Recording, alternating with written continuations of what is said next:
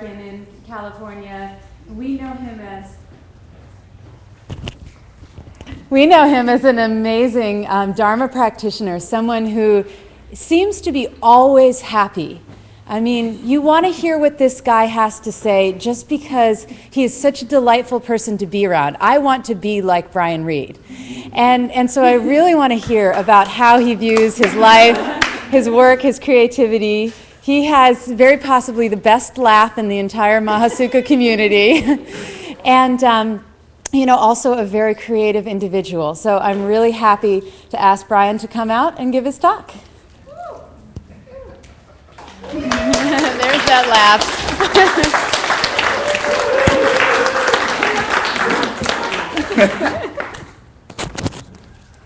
Oh, wow, what an intro.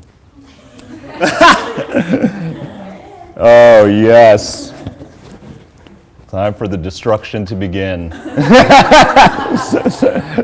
Oh, yeah. Oh, we're going to have fun. Well, first of all, thank you everyone for coming today.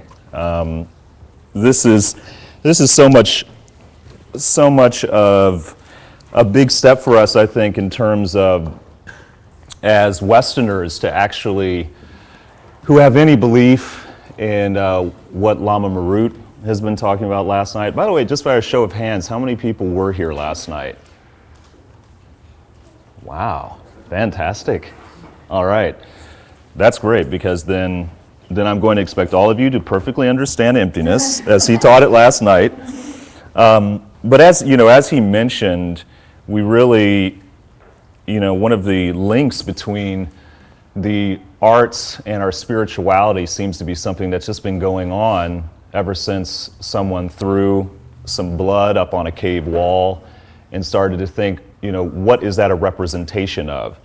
And one of the beautiful things about what we've received in this path and these teachings is we get to see how essentially it all just comes down to potential. It could be anything. And one of the ways that Lama Marut was beautifully describing that last night was in terms of emptiness. But for our purposes today, we can probably use words more like availability or openness or freedom and really potential. Because I think, for whatever discipline it is that you practice here, be it if you're a writer or a dancer, an actor, a sculptor, a painter, there is something that you're always wrangling with, and that is, what is this going to be? And I don't know. And so it begins, and you go from there. And it's so important for us to realize the fact that it doesn't, number one, have to be anything. We don't have to force that. If anything, that Lama Marut was talking about last night as well, is that things will change. Something is going to happen. It might seem like it's going to stay the same, that the canvas is really just going to remain blank, or the page is going to just be blank as well. But eventually, try as we might, something ends up happening. And we go from there. And it continues on and on and on. And something that Lama Marut brought up last night that I haven't heard him bring up in a good while was the aspect about how our lives are really a beautiful amplification of what he was talking about in terms of emptiness. And particularly as we work as artists, is the fact of just that we just have to look at the fact of what we've done today. I mean, we are literally ceaselessly creating.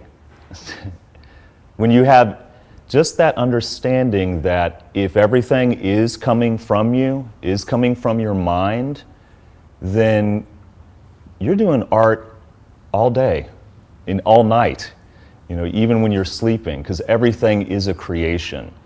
And so if you do accept that kind of mentality about it, then you can kind of relax a little bit and say, oh, well, I don't have to get all caught up in this thing about being an artist, and I have these things that I must do, because you're doing it just by the fact of being here, putting your attention here, breathing, and being even happy to be here as well. And one of the things that I think is really most important, as we really look at our lives as a way of just continual creation, is that if we look at the act of attention as really creating, if that's really what creation is for us, is just when we actually place our attention on something, then you can really see how meditation can just be a phenomenal resource for you. Because that's exactly all you're really doing. So I thought we'd start off with that, just to kind of go inside a little bit. So just, get in a comfortable position, whatever that might be for you. If you're in chairs, it's to possibly have your feet flat on the floor, and obviously all of you sitting know what to do for yourselves. Let's close our eyes.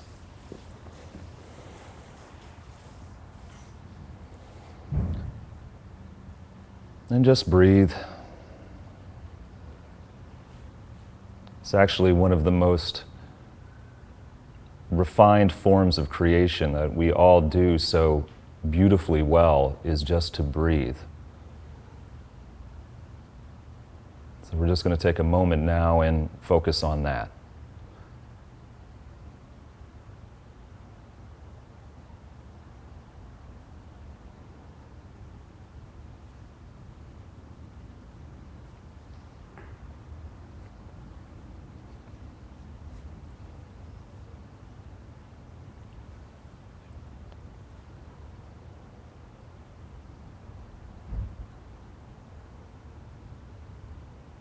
You're here. It's now.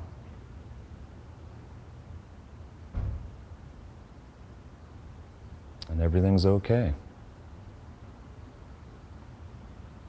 Everything you hear, everything you're feeling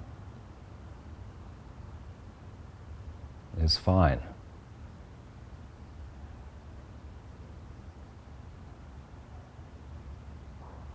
It's exactly what should be happening.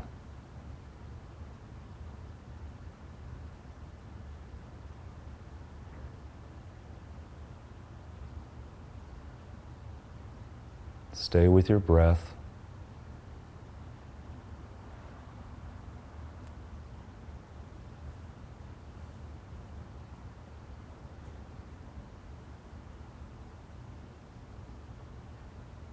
We focus on the breath because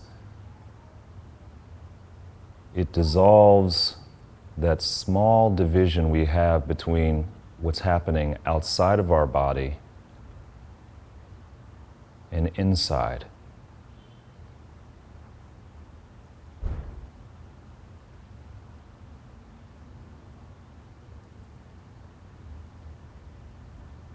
Our breath is uniting us with everything.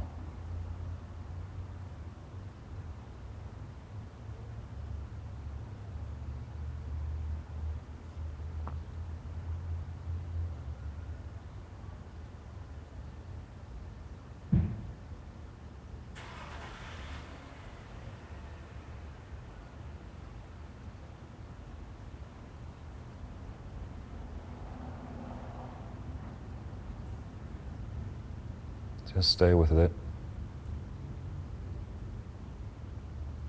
No need to push.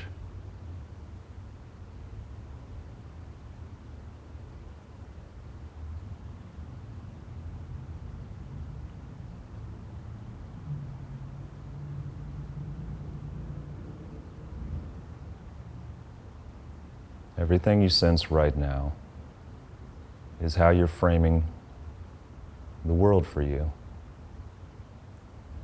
Everything within the frame is exactly as it should be.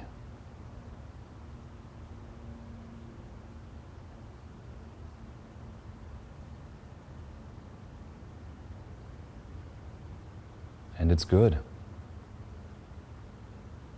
It's all good.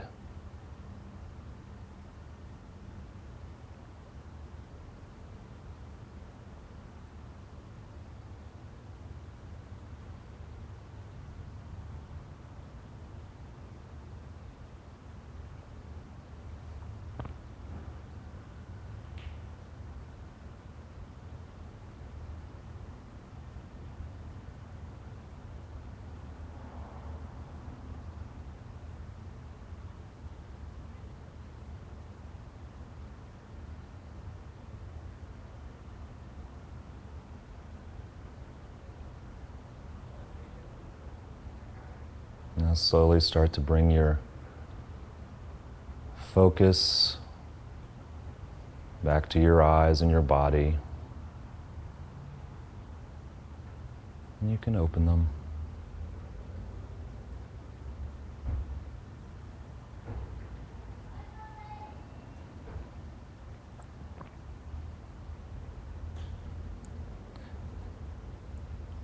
What always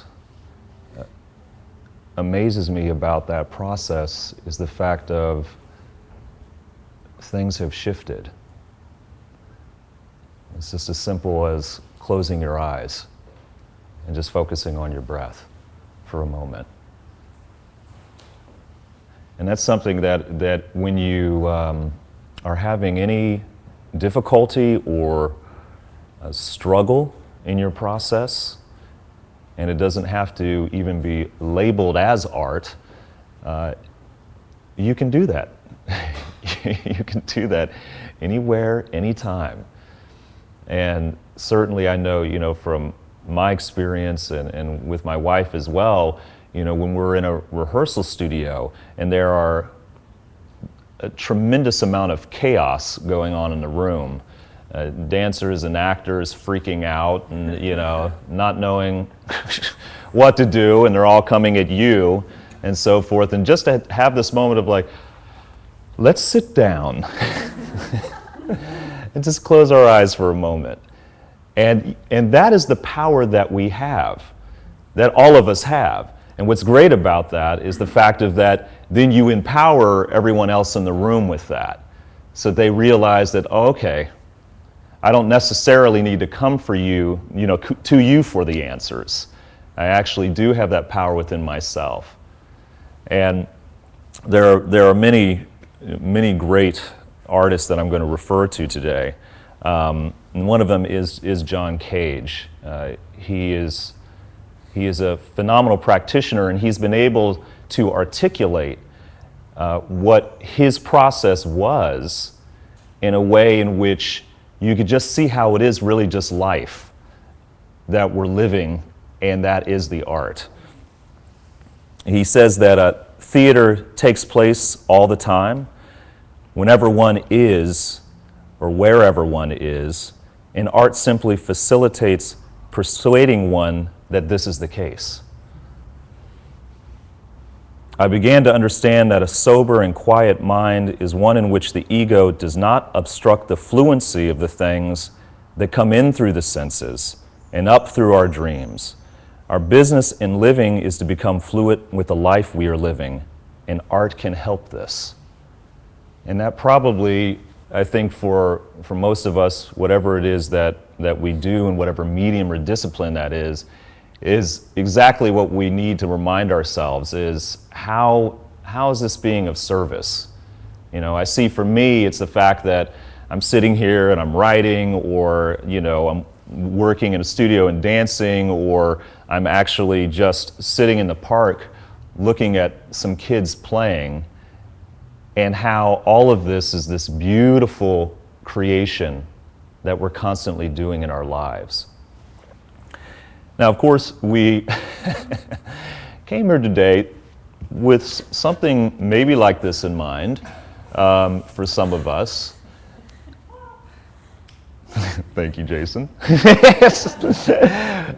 Which is this, talking about the destruction of the self, which, essentially what we will begin with is the ego.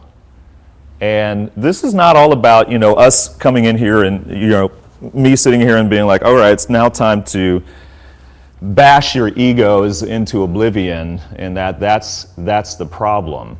It's really the fact of just how we define that, how we define who we think it is that's actually doing this work that takes up so much of our lives. And it's one of the things that when we feel like we are seeking to identify with whatever it is we do. So if you're a writer and you're working on a script, or you're writing a poem, or you're writing a story of some sort, There is this seeking to identify and connect with what it is that's going on that you're trying to create. And that is exactly what the ego wants you to do. It wants you to feel as though you don't have it.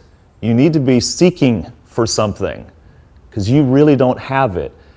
I think I have it, which is the power that we give to the ego so much, is just the fact of like, I think I have it, so you need to just go through a whole series of exercise to keep propping me up and to keep filling me up.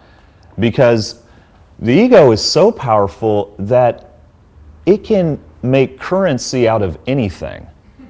Even out of what you consider to be an egoless moment, the ego can be like, ooh, I can use that. I can definitely use that. Well, that's good. And then afterwards you think like, wow, that was really good. What I just did, that was a great thought, and a great stroke. You know, ka-ching. You know, he or she has done it again.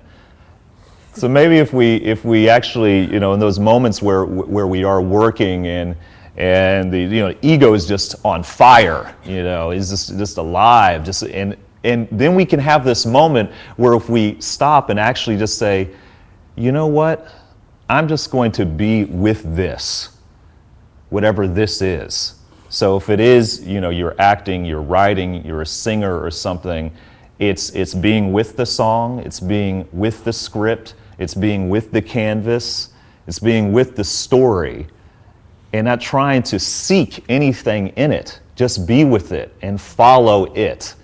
Because that's exactly the key little distinction there between what's going on with, one would say maybe a healthy ego or an unhealthy ego, is where your focus, like we were talking about before we did the meditation, your active attention is on whatever that object is.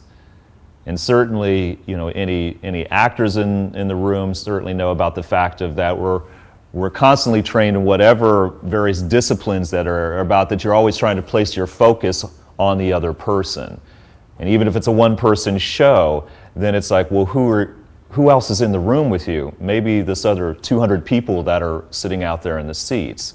And that applies exactly to whether it's on the page or it's on the screen that you're working on as well, that where your focus is then takes it off of you. And then whatever the engagement is, what you're focusing on, suddenly then puts that ego in a place where it's not calling the shots. And it's not making you feel as though you're inadequate in some way. And you need to do something. You need to seek something. And this is where I think one of the primary issues for us when we have these moments of where we're sitting there and we're just looking at the screen and nothing is coming. It really seems like that. You know, nothing is coming whatsoever. And this idea, this concept of waiting kicks in. And it can get really volatile for some of us, waiting for something to come, waiting for something to happen, waiting for inspiration. And this is a good point for me to pass these out now. Because you'll notice while this is happening, you're actually waiting for this.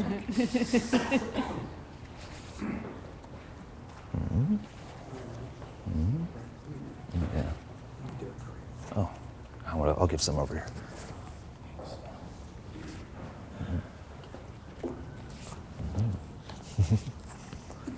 Don't open it. I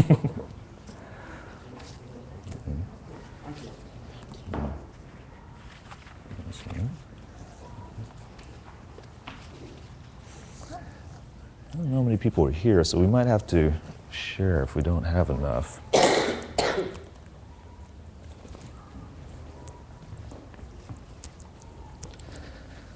So, yeah, just keep that there for a moment.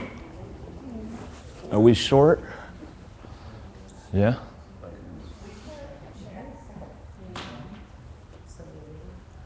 Yeah?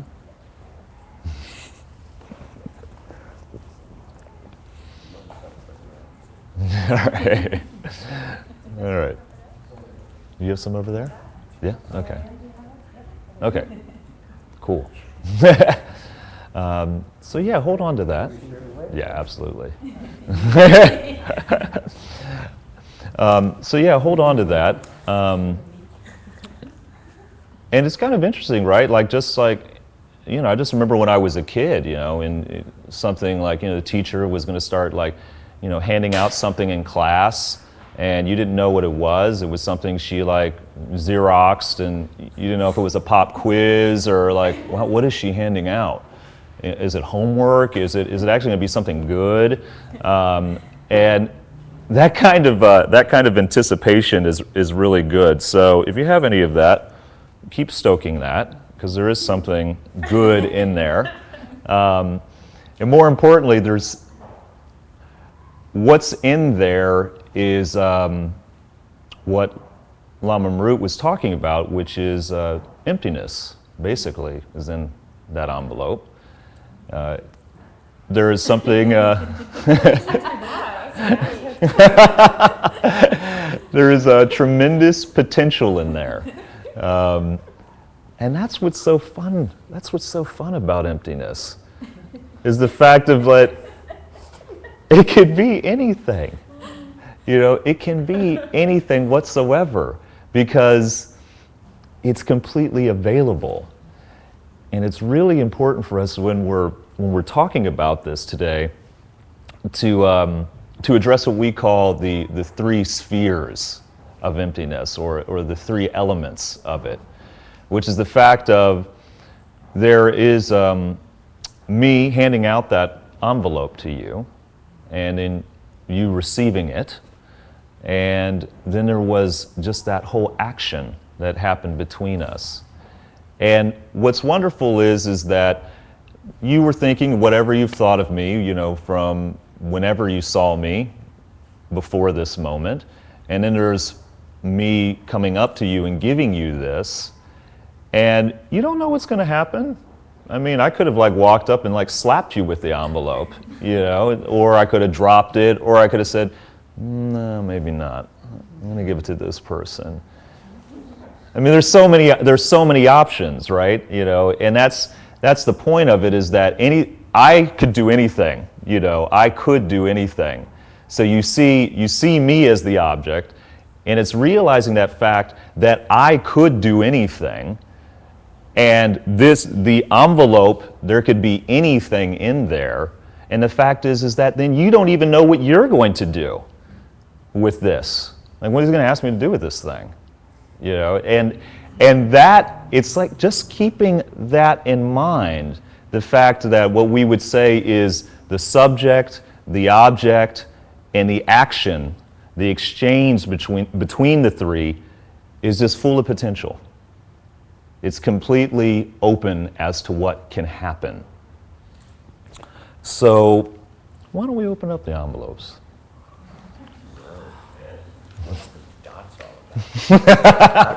Yes, exactly. And what we'll do is you'll see some questions on there.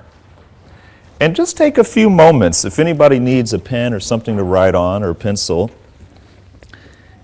and just provide an answer to whatever you feel. Okay.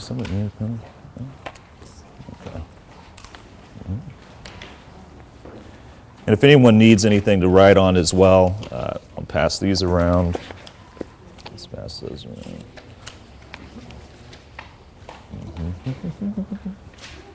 Need something to write on? Oh, shoot. Should just pass.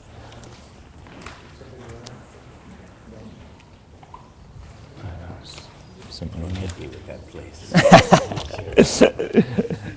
Here's something to write on. Pass these around.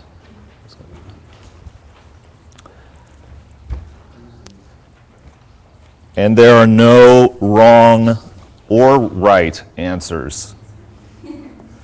More importantly, no right answers.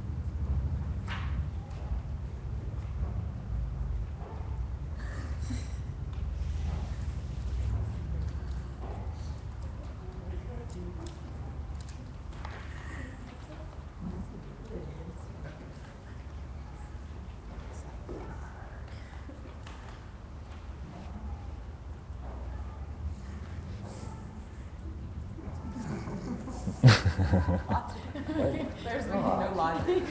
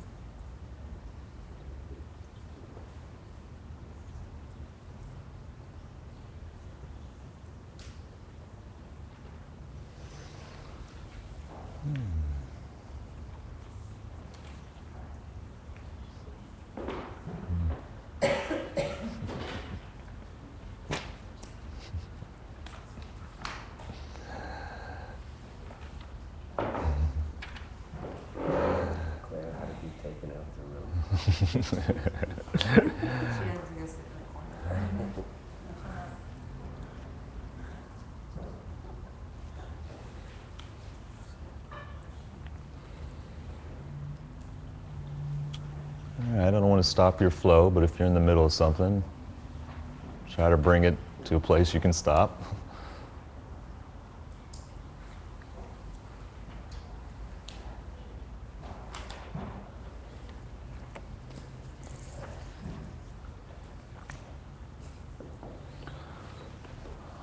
All right. Oh, wow, some new faces came in.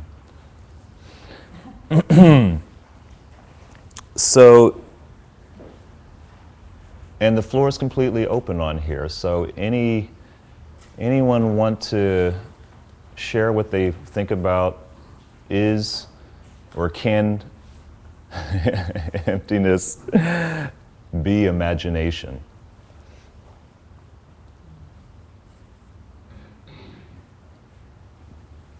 I was going to say that emptiness is the focus of one's imagination. And we kind of glom things onto emptiness. We find meanings through our imagination.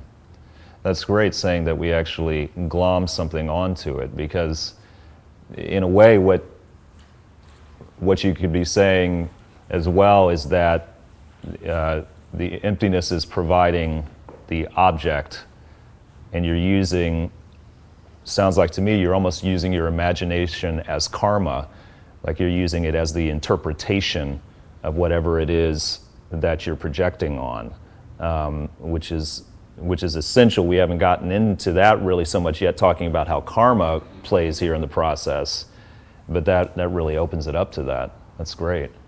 Great. Anyone else? Jason? Yeah, I was thinking about Lama Cliff talking about seventh perfection of imagination. And it would seem that the idea of the world coming from me, something I'm projecting, it is, I hope it isn't too simplistic, but it would seem they're synonymous. That if I'm creating the universe around me based on my karma, based on my prior actions, that, and the reason I'm hesitating is we don't tend to use the word imagination that way. We tend to use it as pretending, making it up. But I think that I'm trying to give it a different meaning, so that we are imagining. I am imagining you as a Buddha, or this room as the Mount Sukha Center, in the same sense that I'm creating it, and so one could say that imagination is also based on karma. Absolutely. Absolutely. Which goes to another question you ask about whether something that you pay attention to becomes beautiful. Yeah, and I think what's really beautiful about what you said there is the fact of it brings up the whole notion of labels, the fact that what we're choosing to label something.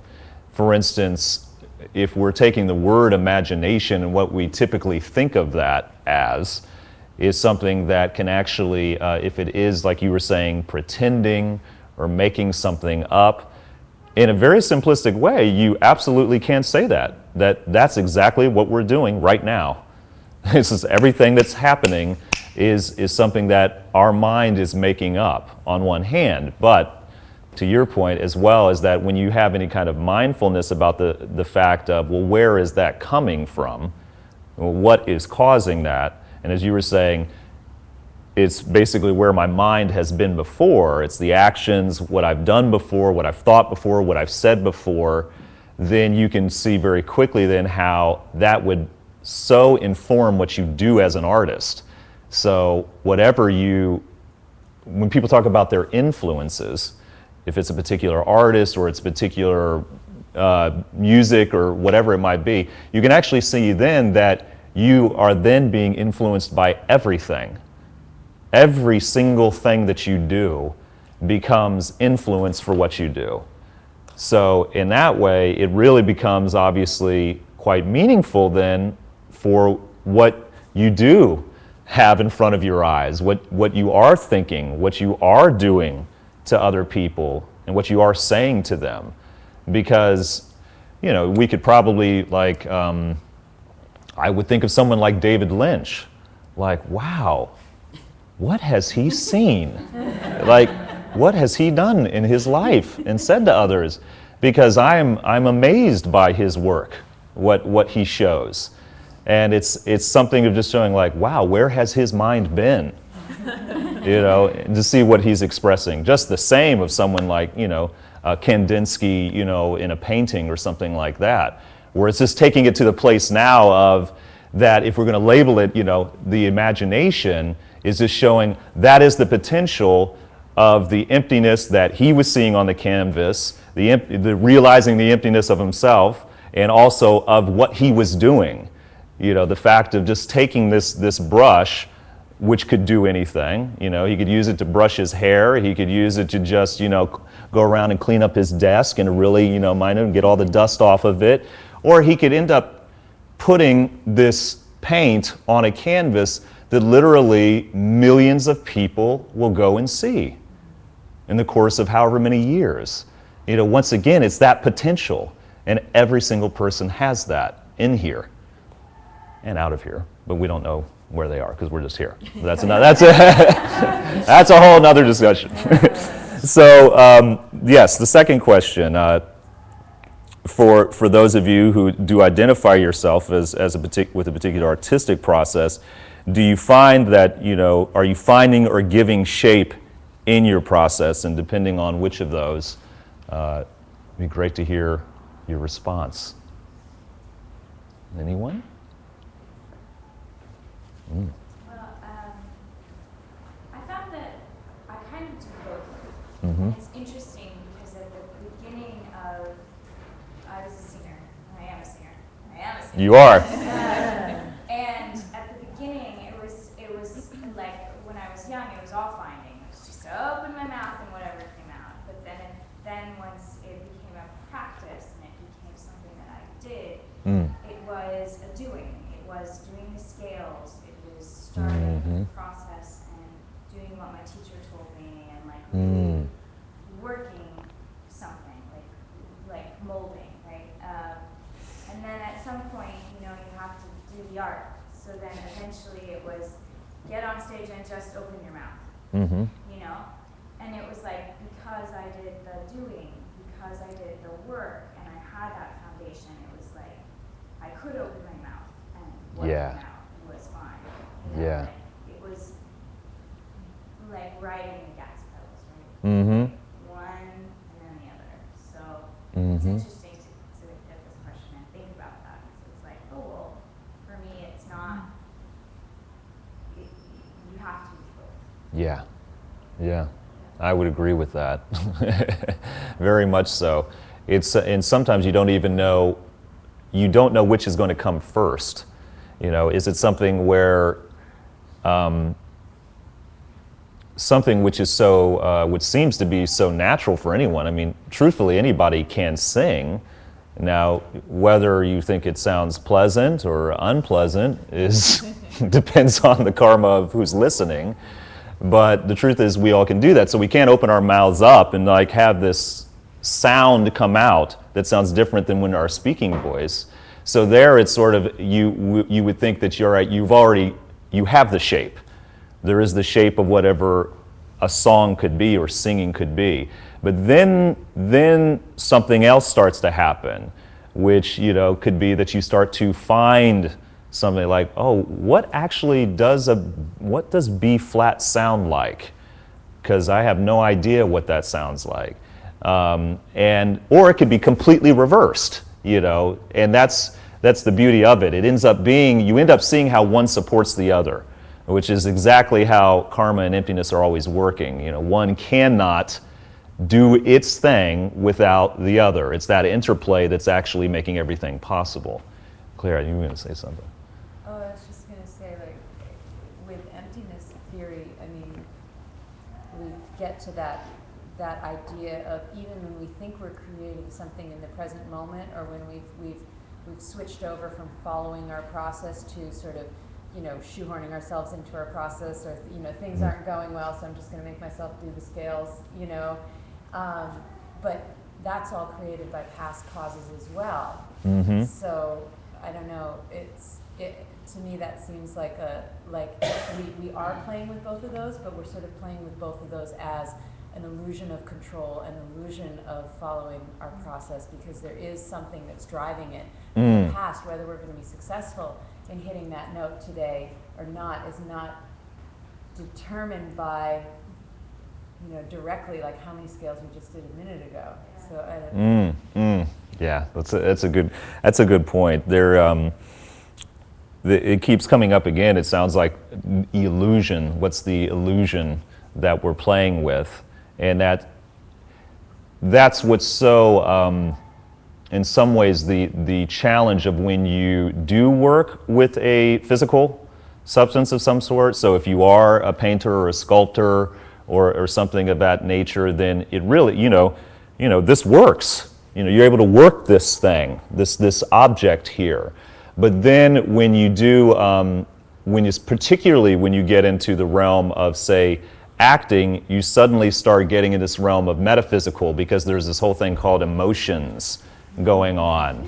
So like, what do I do with all these emotions that I'm feeling or not feeling?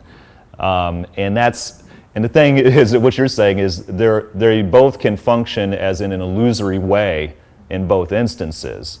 But that's exactly what we want to focus on, is the fact of how to, once we acknowledge the fact of that, okay, it is that for us. It really is something that we are creating based upon how we've acted before. Then it's like, that actually becomes very liberating. That's where the liberation happens. Like, oh, that's what it is. Okay, all right, fine. What am I so worried about now? Let me just open up my mouth and sing. You can always follow it. There's always something to follow. Yes, or absolutely. accept. Yes, or not.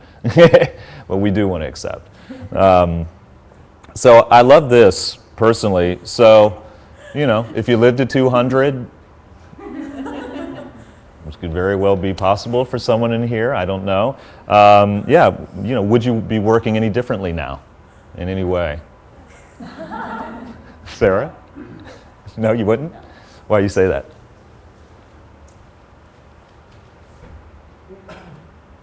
Because everything that I do right now is perfect, just right now, here. Mm. I've learned to accept that. Excellent.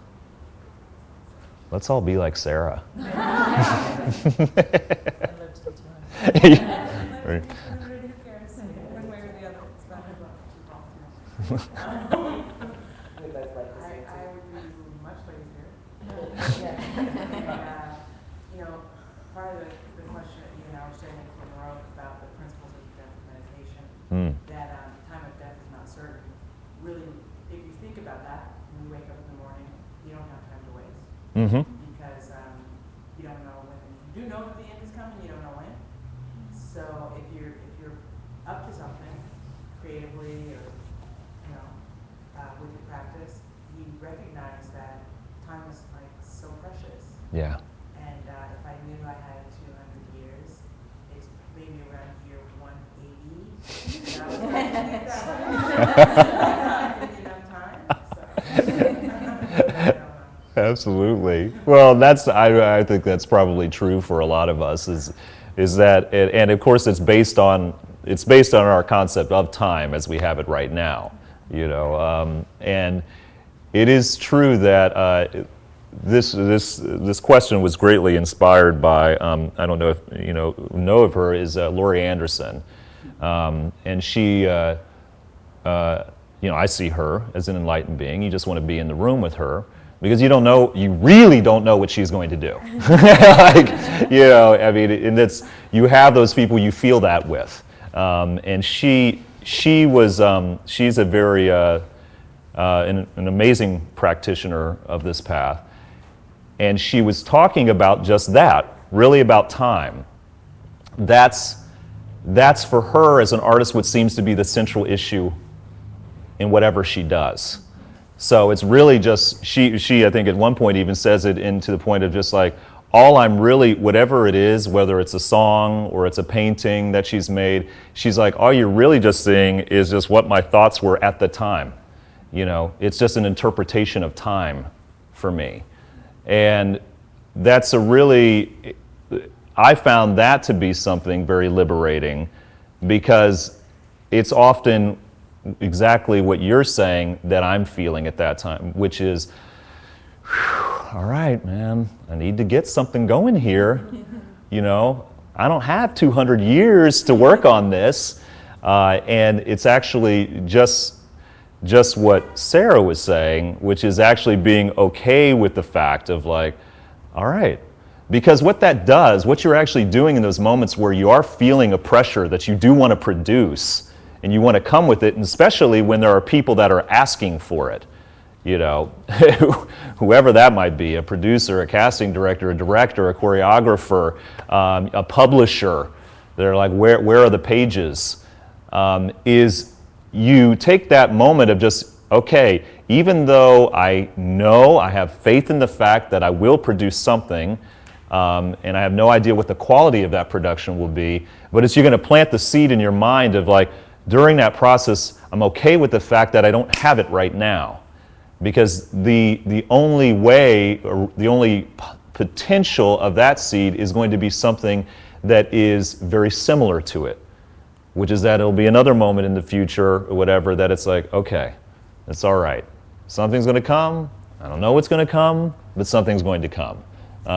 Anybody else have some, they want to? I want to underscore the Sarah principle. Which is, it is what it is right now.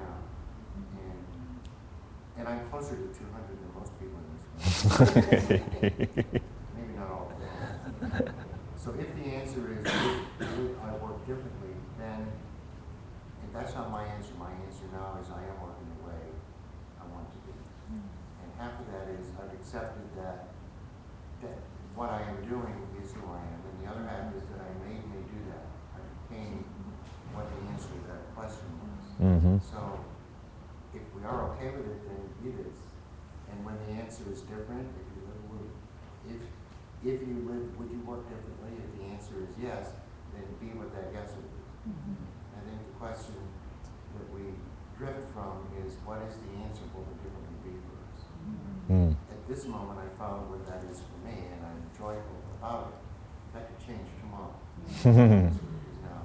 And I'm saying with the Sarah principle, there was a time I couldn't say this, and struggled with what is yes, what would differently be, and then it became that. That could change noon tomorrow. But if That's perfect. everything changes, how could we possibly say that we'd be working the same when we're 200? I mean, what's wrong with going, it's something's going to change. The process of creating evolves as you go, and it becomes a different kind of a process for me. And so the way I did something a year ago is different than what I do now, and I'm not judging what I do now or what I did then or what I'll do in the future, but to me it's just it's something that's going to move along in some way.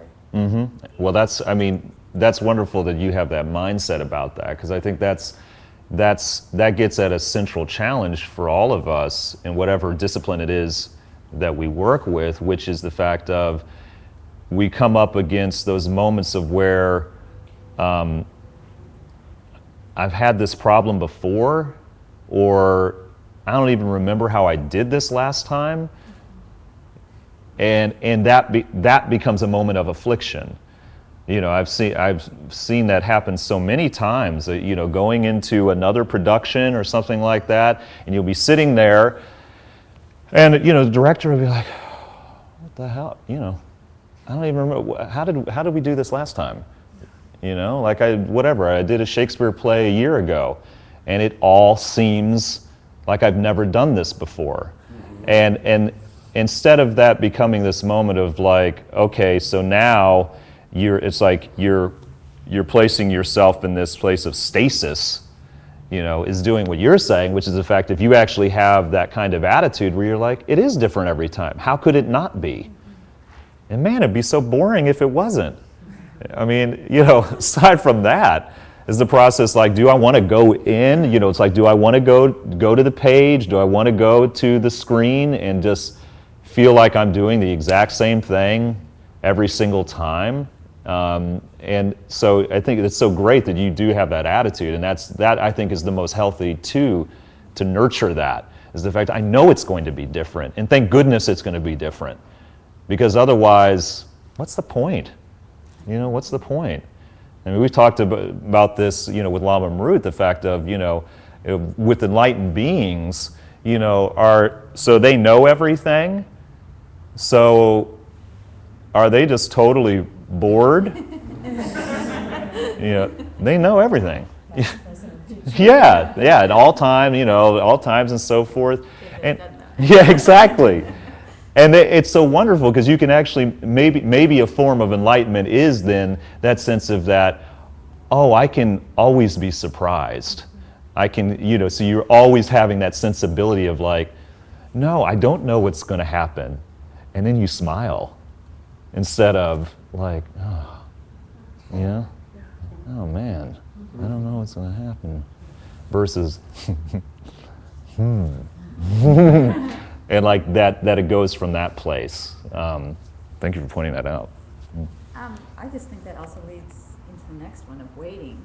Mm-hmm. That up of, first of all, relaxing into it and redefining what waiting is. I mean, is it waiting or can you make it just being at the moment?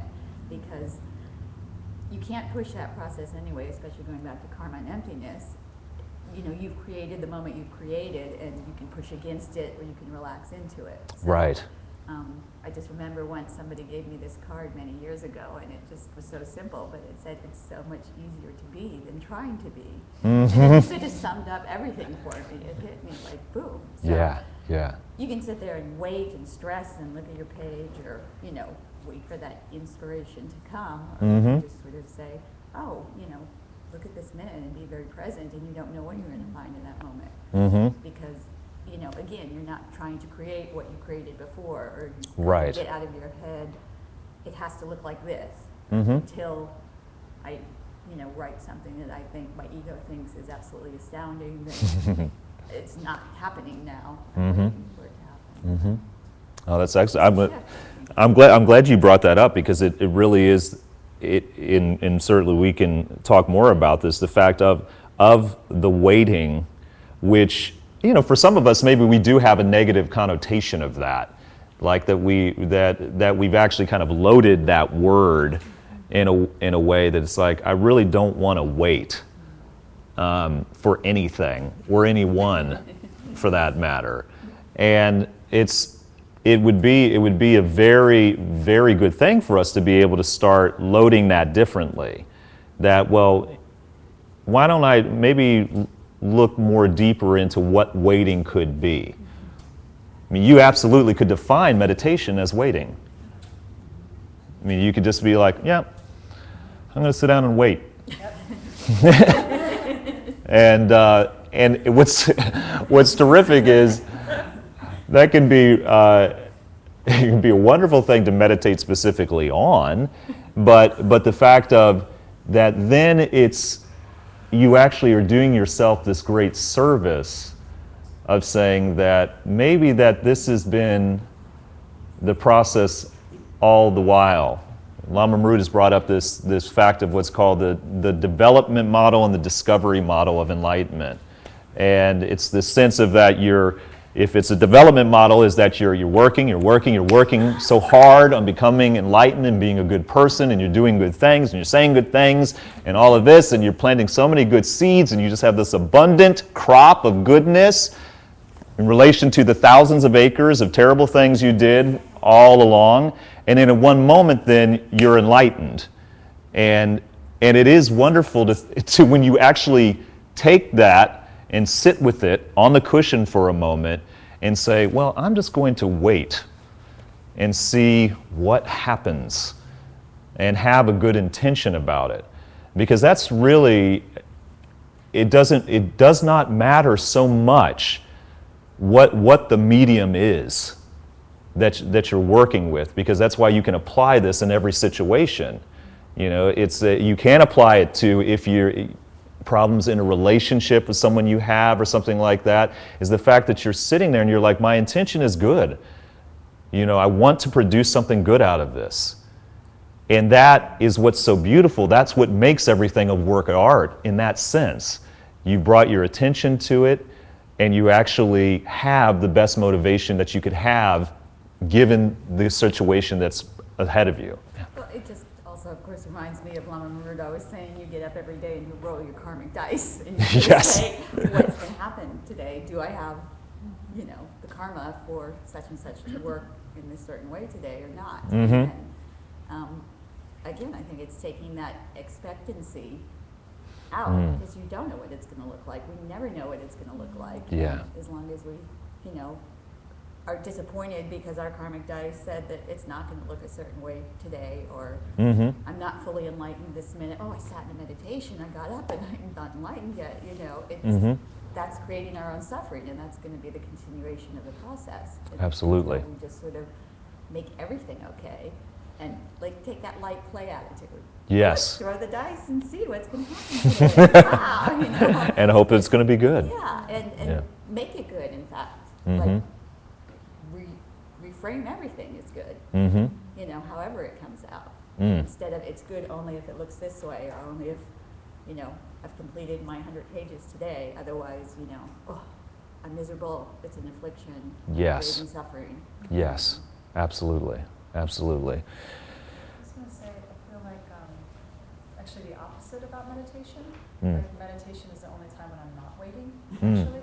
Mm. Because when I think about waiting, then I think I'm immediately putting myself in a position of lack, because Mhm. I'm waiting for something Mhm. that I don't have.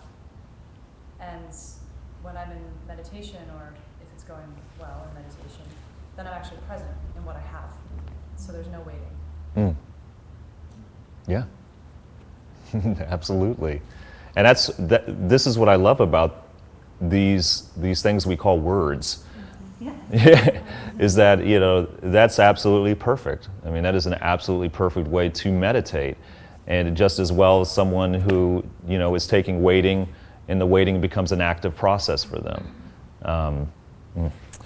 So, yes, and that really kind of directly ties into what I was talking about, or asking about achieving harmony within contradiction. It's really the same principles at work there. It's that if you're okay in the moment, then you actually, there can be what's creating the contradiction for you. There is some type of opposition that needs to be happening. So you're opposed to something, and yet we do need this. We do need this to perceive something. We need something. It's like I need to be able to see you, to see that, like, okay, your skin's there, my skin's here, and there is this space between us.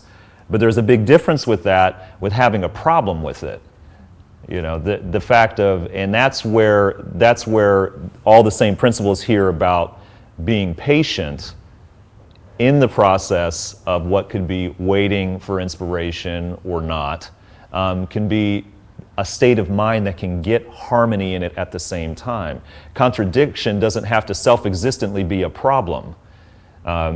Often we really are trained in the arts that you actually want to take on the obstacles. Like it's like going in and confronting the obstacles. What it is that seems to be a problem is where some of the most profound discoveries can lie in there. Because something is at work deep inside your mind of like, well, why is this a problem? Sometimes you can identify it immediately. Like, I don't like her. I think she is a terrible actress.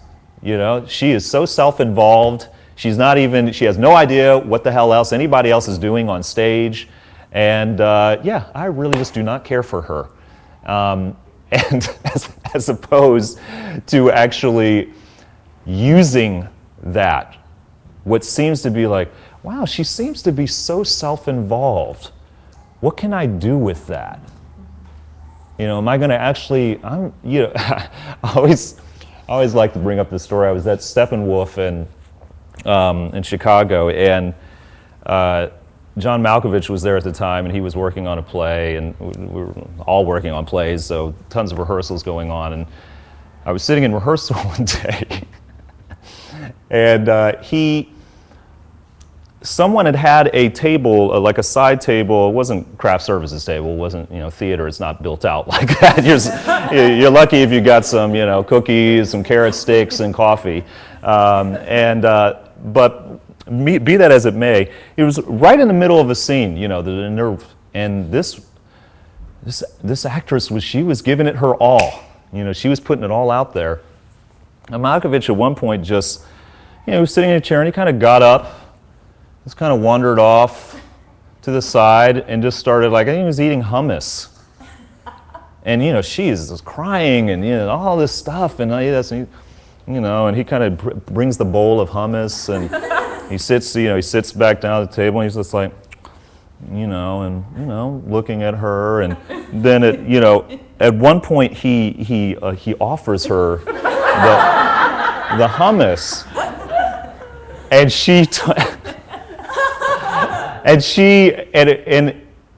this was, I would imagine, one of the most profound moments for this woman in her craft, because she actually, right in that moment, like, totally calmed down, and she took a bite of the hummus and the carrot stick, and suddenly we all saw what the truth was of this scene. Having her, and she just sat with him, and the scene was really about them breaking up, and it was it was so immensely profound, because it's like you could see that she was getting so pissed off that he, like, got up and walked off stage and was, like, going to get some hummus, get something to eat. Like, what the hell is he doing? Who does John Malkovich think he is? You know, that he can just do that. And you saw her just working, like, I'm going to do anything I can to get this man to pay attention to me. And it was just like this simple moment. And the whole time you could see, like, his whole focus was like, like, I see what you're doing. And I have no idea what was going on in his mind. But certainly what ended up being a result in that moment was someone using something that was a tremendous contradiction. And it ended up resulting in this beautiful moment of harmony on stage, and which was reality for us in that moment, everybody in that room. All right. Yes. Yeah. It's curious because you just turned, in my mind, the conversation from process to content. And I was thinking with this question about, it seems to me that across so many disciplines, whether you're a painter, a storyteller, a musician, whatever, the contradiction is the very meat that we work with. I mean, it's that conflict, it's the tension between things that, at least from where I work, when I approach my work, is where the creation comes from. You know, it's like it's like in dance, you know, the difference between reaching for this wall and reaching for the wall and trying to pull back at the same time. And it's two extremely different emotional feelings. I mean, this is one thing, and this is something that's altogether. And it seems to me that's why I'm curious about this question, and the harmony within contradiction that I think is actually at the heart of or at least near the heart of the creative process. Well, and that honestly, that really gets right into the next question, which is about, is there an absence in there of something? Is there a gap that you can work within that actually is creating the contradiction? That there is something that is opposing, in order to be able to actually have this feeling of working it, like working and massaging it and playing with it and dancing within it. I was thinking about, you mentioned John Cage earlier, and Cage or Philip Glass, Eric Satie, in terms of composer. I was thinking of once hearing Morgana King sing a cappella and feeling like she was dancing around the notes rather than singing them, and it was remarkable. And there's with all of these artists, and something I always think about is you're trying to sort of illuminate what isn't there, back to the emptiness idea, and so that the words we use and the notes we sing or play, the strokes we make with the paintbrush, whatever it is, Impressionist painting is another example I think of that seems to be emphasizing what isn't there. Mm-hmm.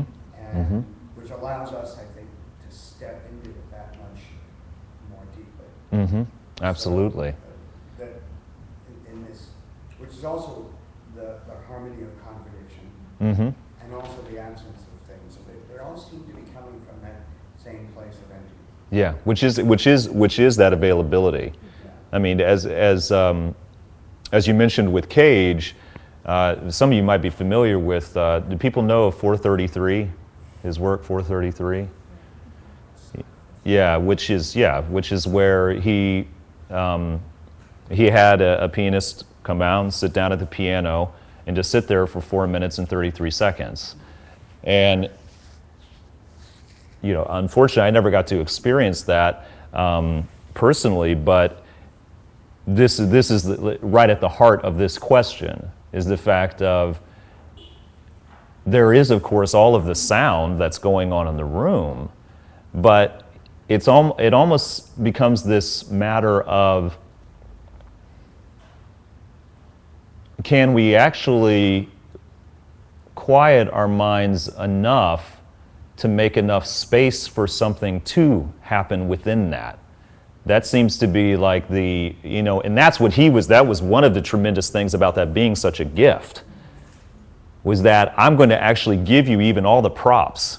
You're going to buy a ticket, and pay $100, and you're going to come into this, symphony hall, and the guy's going to walk out, and there's going to be this device here we call a piano. He's going to sit at it, and he's going to sit.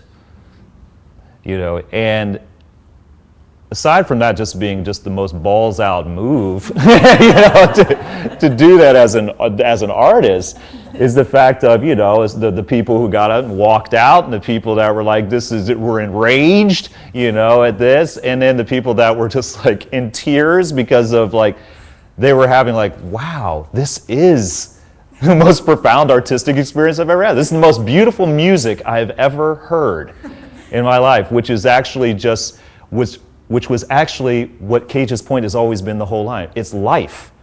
That was what people were hearing in that moment, was their lives. And what could ever be more beautiful than that? And he created these wonderful conditions for that to happen. And in some ways, you could almost say that is the task of every artist, is just create the conditions.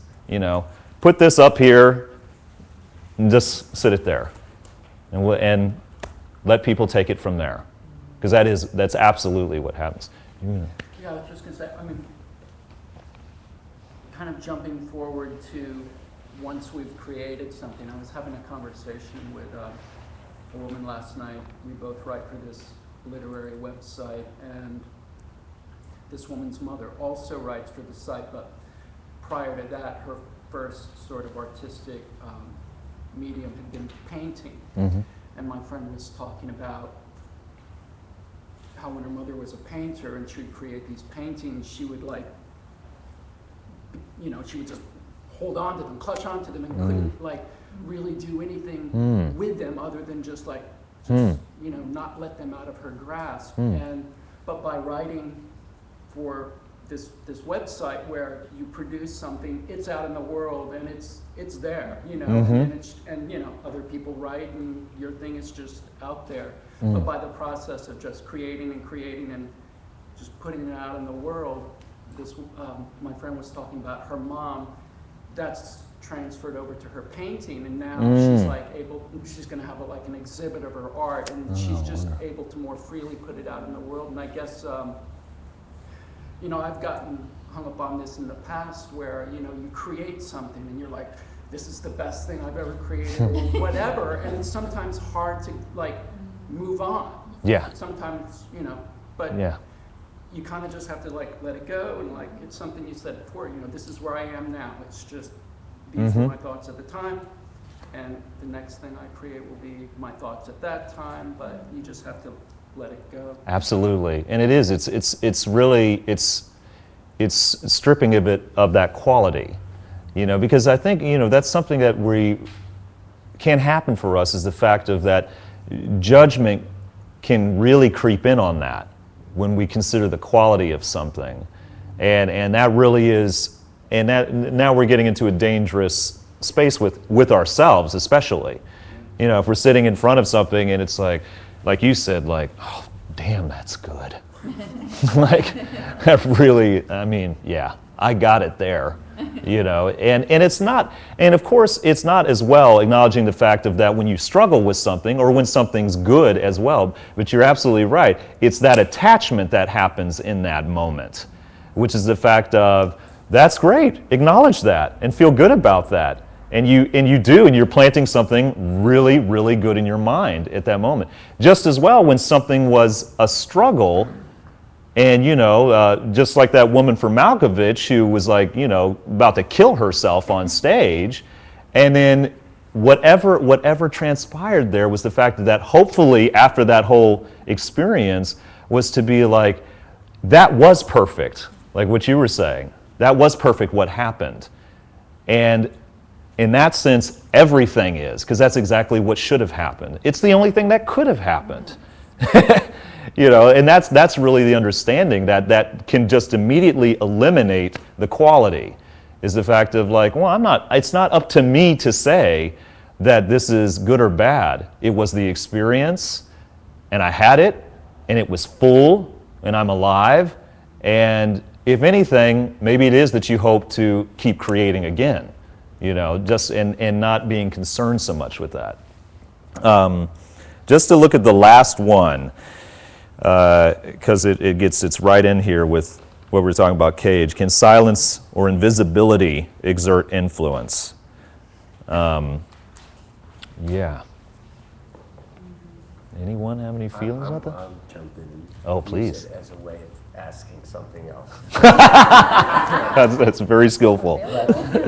Yes. Well, no, I would think, I say yes because I think it allows, and I don't know, like the Buddhist way to say this, but maybe your unique karmic experience that's happening in your head to then present itself in that silence. And what I wanted to ask is, you know, you said when you're getting it right, and I'm sort of interested in what people think getting it right means. To me, you know, when you found it, and to me, it is something that's unique to you, and to be able to share that and not, you know, rely on something that's trite, that's not fully unique to you. And that's, to me, what good art is. And it's not necessarily about beauty, or the beauty is the uniqueness of it. And, you know, what Lama Marut said last night, I was thinking a lot about. He said, you know, the real test of whether that's good art or bad is whether it serves people and makes lives better for people. And I was thinking, to me, I don't think that's what good art is. I look at that, let's say that, as a projection from someone's mind, karmic projection. And I say, has that allowed me to connect with that other human being in a way so I don't have to, let's say it's a horrible, vulgar something, but it's an expression from somebody. Sure. I go, okay, I'm able to see into that person, and to me making that connection, and whether, even if it's vulgar or ugly, I say, maybe I'm doing service by having compassion for that vision or something. It's not about whether it's good for me, it's whether I can connect with another person through it. Because that's that comment when he made it the other night seemed to cut off a lot of art, like rap music. You just go, it's bad. You know, you can't listen to that because it's, you know, it says bad things about women and violence. And to me, you listen to it and I go, that's someone really trying to communicate to me. And for me to shut that off because there's some things I disapprove of, or I don't think they make the world better. What I'm trying to do is make a connection with another human being. Well, what's your name? Dan. Dan, I think from what you just said, I don't think there's any greater service you could do to another being than to connect with them. I mean, that's it. I mean, that's it. I mean, you said it. So that sense of, you know, and that as well doesn't even make it a question of good or bad. necessarily, because something can be, you can perceive something as, I really don't like that. But you could be having a profound connection with the producer of that art in that moment. Like, I really don't like what you've done. And you've actually got this feeling of engagement going on with them. And that's the only, what other purpose could there be, you know? Well, I'm not also really interested in saying I don't like it either. Sure, You know, sure. I'm as interested in looking at it, Mm-hmm. and what it is, you know. But what do you think getting it is, or what do others think? You know, what is getting it? I mean, to me, it's like a unique communication. That's what good art is. A unique communication is I'd like to hear what others. Well, and certainly, yeah, and please, everyone jump in on this, because it's, for me, I'd have to say that it's, I don't tend to think of it either so much in a right or wrong or a good or bad, but I do think of it in terms of truth. But what's truth then? Yeah, and so for me, if a friend of mine were talking to us the other night, there's sometimes that when I hear the truth, it makes me cry, actually. Like, that's something, especially when it's, for whatever reason, something very deep. It can happen in something Lama Marut says. You know, it can be in looking, you know, at a painting or something that is a purity. And I think maybe that it's that purity that's actually isn't infused and imbued with some type of judgment whatsoever, you know. And that's, of course, coming entirely from my karma, you know, and my understanding of the potential of whatever the art form might be, is that I look at it, I hear it, I feel it, and it's there, and I'm like, that's a truth. That's true to me, you know, regardless of actually what then my thoughts try to start to conceptualize it as well. So that's what it would be for me. To me, that gets down to also both for the person creating the art and likely for the person perceiving it, is that moment where you lose yourself in it. And as we say, lose ourselves, it's when you get yourself out of the way or get your ego out of the way. Yes. And I mean, those are the precious moments, I think, in the process. And I mean, it can be a hard thing where actually it was the process of losing yourself that was the beautiful thing about making this painting. But then when you start saying, but it's the thing that I created, you know, that's a completely different thing than the actual process, which is where I think of the creativity, is in that. And so I think that often the person who's looking at it, you know, senses that. That's what maybe when you say you hear a truth is you see, you hear, you watch something, and it comes through when that person has let go of their ego for that moment or has completely lost sense of time and space and everything and is just creating, you know. And I think that's what makes you want to keep creating, is because you've experienced that at some point. Yeah. And you're just like, I want to get back to that. You know, it can happen in meditation, but it very often can happen in art. Yeah, absolutely. Well, this has to do kind of like that, and the last question of like, sometimes my favorite part of any kind of live performance is the end when the lights fade. And you notice that they always fade. And to me, that's like the moment of silence before the audience explodes. Like, it's like this moment of dissolving the illusion that's just occurred. And so I think to have something arise and go back into this state of silence or invisibility is part of art. It's like the bottom nature that's been there all along. And that moment before you applaud is the reason why you applaud. That's beautiful. That's beautiful. So, Yeah, Ryan. I was going to say, Should we turn the lights down? When I think of like a really good play or a really good film, like when I connect to it and I feel like you're trying to find like what makes it good. Like that's essentially the question. But a really good movie or a really good play, a really good book, really good anything, sometimes it allows you to do like an exchanging self for other. Like it's like you jump into you can't escape our subjectivity like we learned last night. But you kind of pop into the characters and you actually go through and you actually feel what the character does and you actually like go through the whole arc. And that's what, and you lose yourself in that other person's journey. That's what makes such a great film or a great play or even a book or whatever it is. There's something about that too. It's like, Absolutely. should you exchange yourself in other meditations? Amelia. For me, when I get moments of getting it, is harping on what you were saying, is those moments where I'm completely in the moment and like what I planned to do in the scene or how I had planned to react necessarily is thrown out the window. And I'm just totally there and things are just spewing out and I don't know where they're coming from.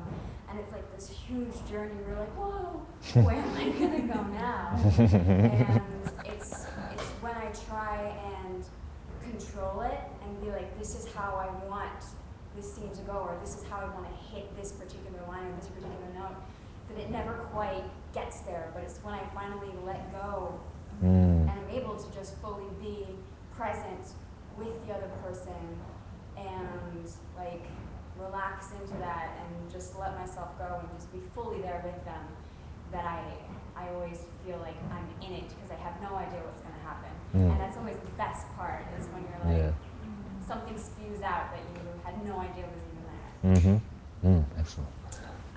I think something that's really good, and coming from Ryan's comment specifically, and I have a very vivid memory of this with my best friend, who I consider my sister.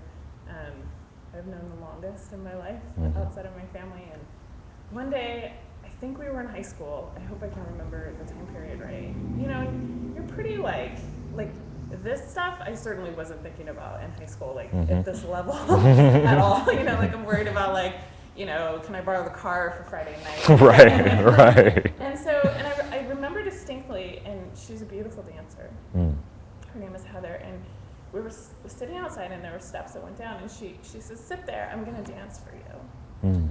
And there was no music.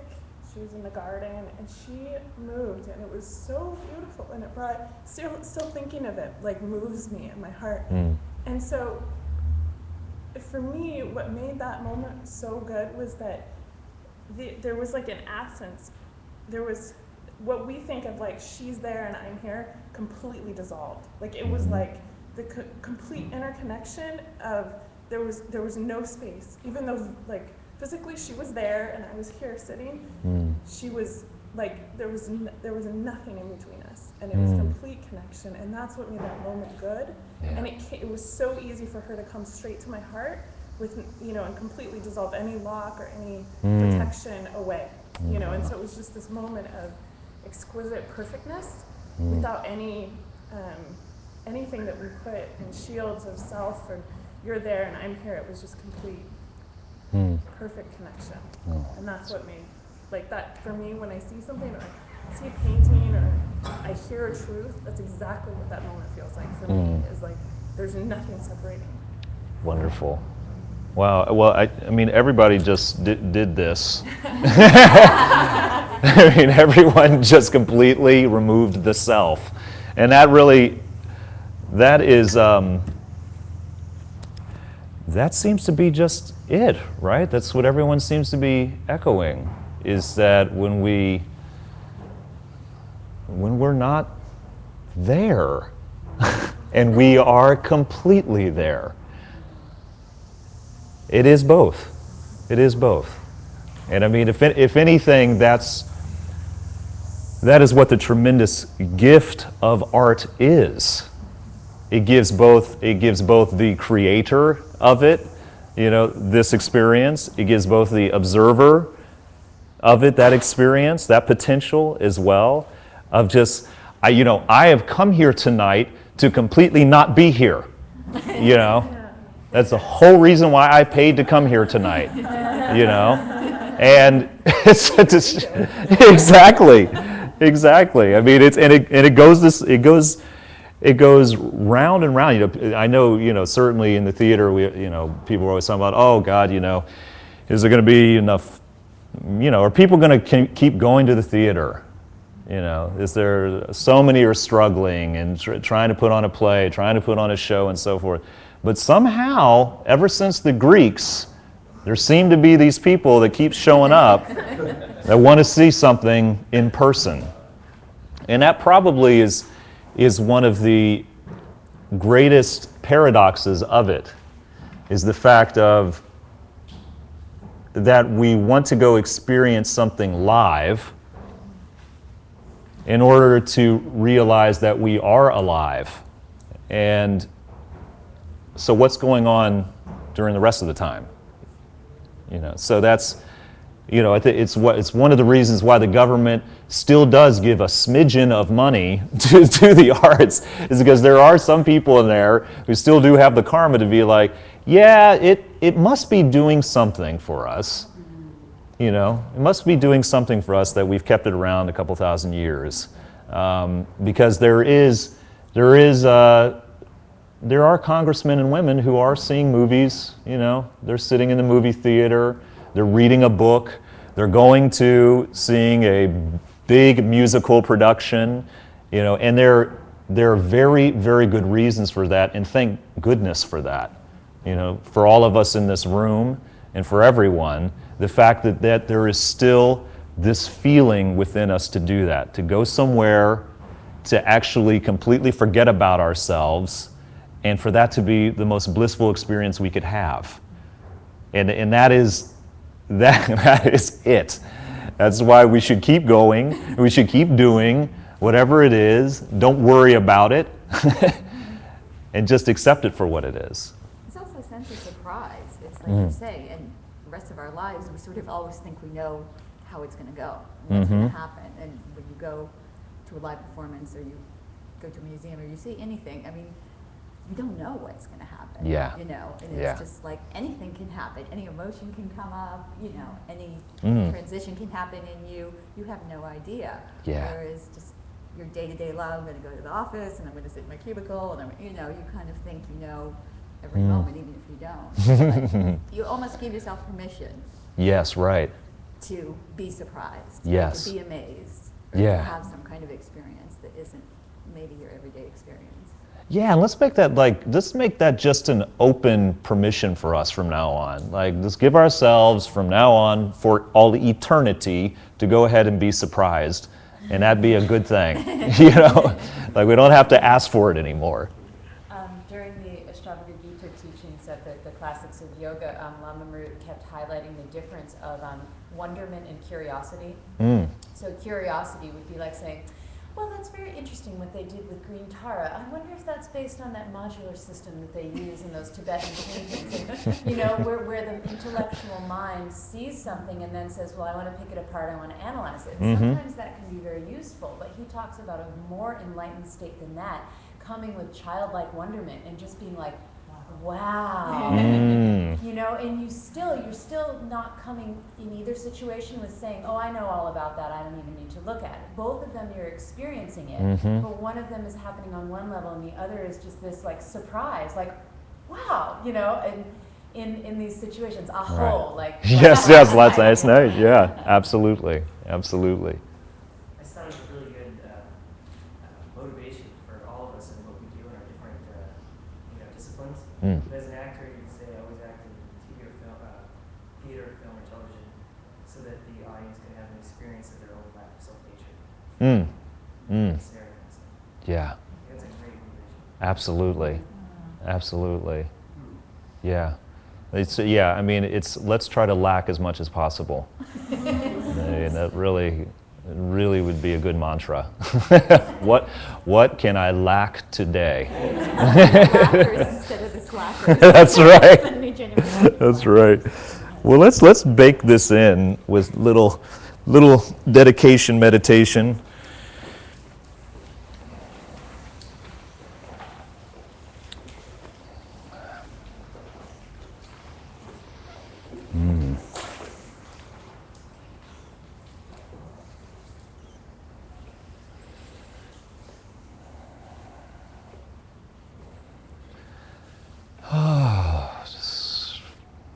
Back to our breath. Take a few deep breaths.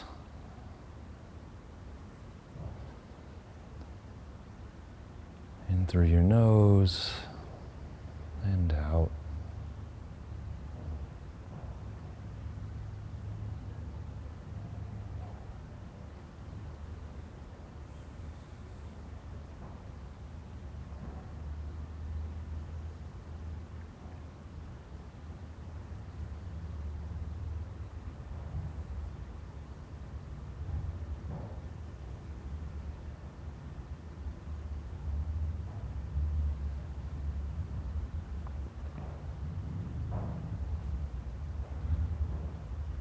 How beautiful it is to be here.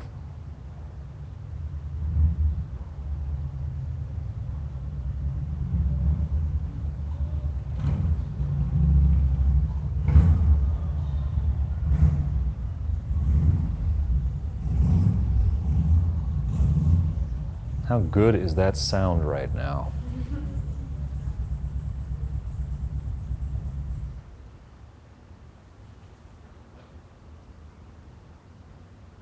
How good is this sound?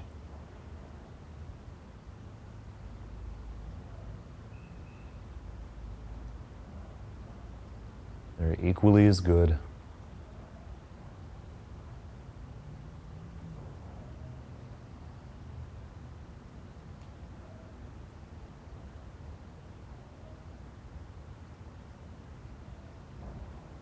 Art is empty.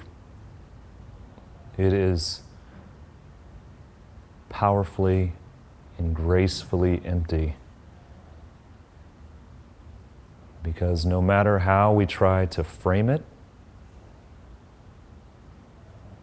put it on a canvas, put it on a page, put it on the screen, put it on the stage,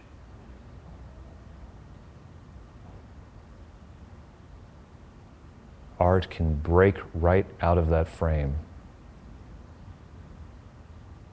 Every time.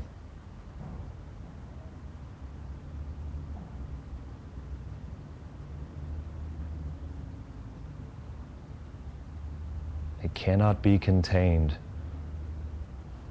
And that's why we love it so much. It's completely free.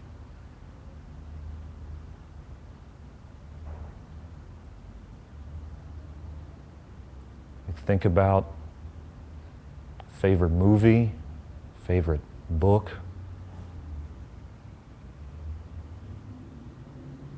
and it freed us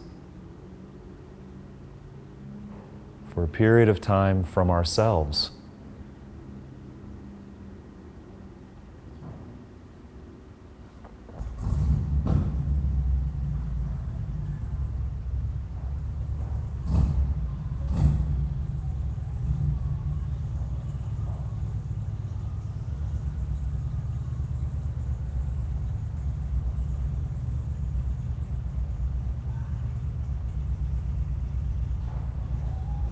Use what's there.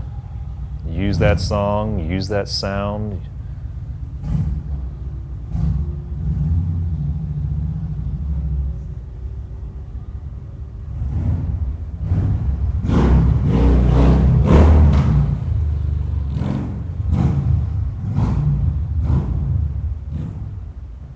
It's perfect.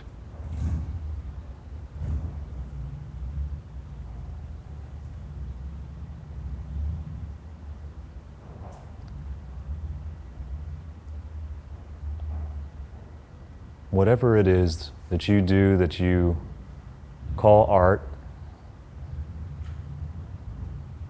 think of someone right now who you consider to be one of your greatest teachers of it.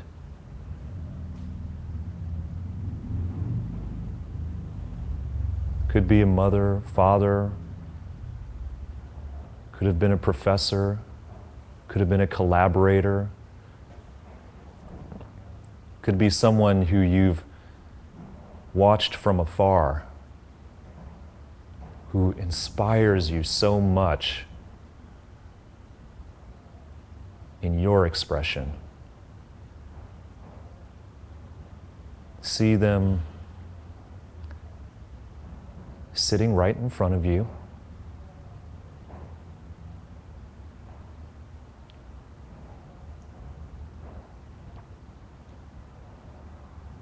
And give him or her whatever it is you think they want.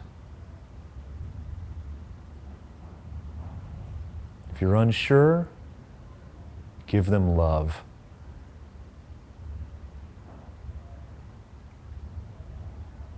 And see all the manifestations of them enjoying that.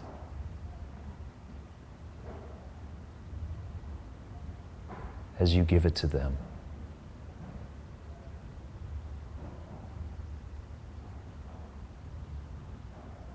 They love it. They're so happy you gave this to them.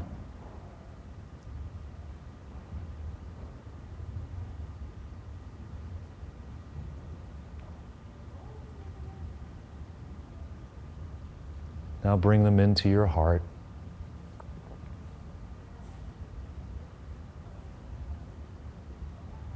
Have them sit there right in the center of your chest. So happy because of what you gave them.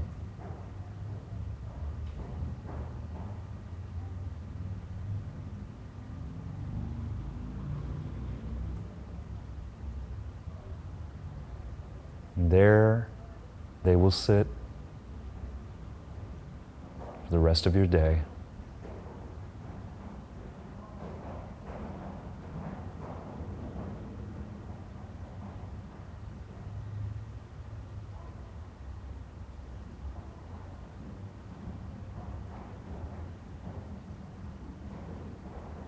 Come back to your breath and open your eyes.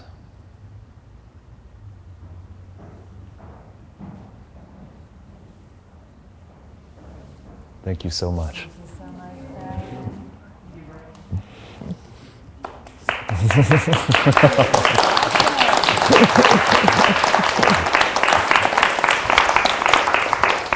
And please, I invite everyone, the wonderful Claire is up next. In 10 minutes it's supposed to start, so I'm going to need everybody